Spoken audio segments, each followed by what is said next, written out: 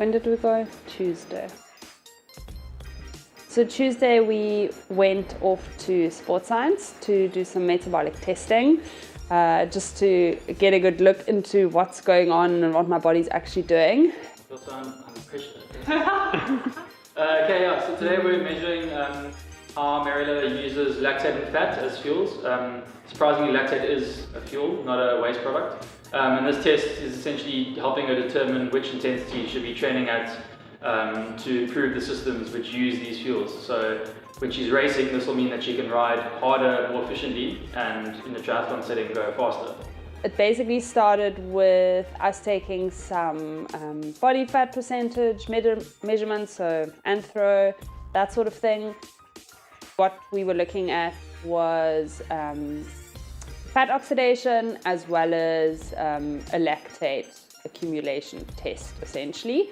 So basically how it worked was you warmed up on the bicycle, you were wearing one of those masks that measures your oxygen and CO2 output, and every 7 minutes the power increased by 35 watts. So you started super easy and then it increased every 7 minutes by the 25 watts. And at the end of each interval you had to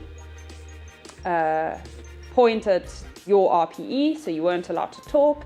They measured your lactate, so a little ear prick into the earlobe and just took some blood. Then obviously they're also looking at things like your heart rate and that sort of thing.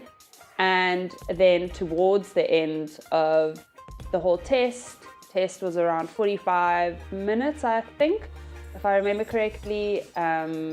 That's when things got quite spicy and it got quite tiring.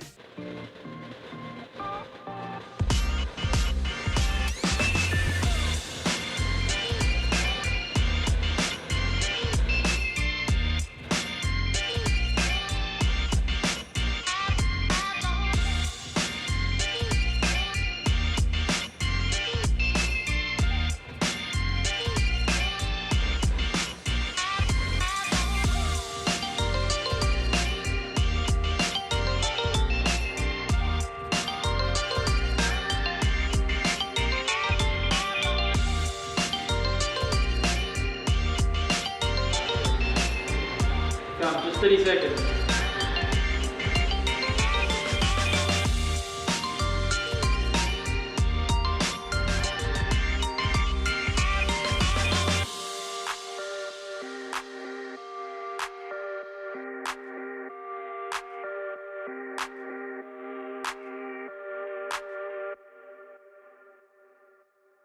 And basically in the results, what we saw was that as the intensity was lower, my body was primarily oxidizing fat.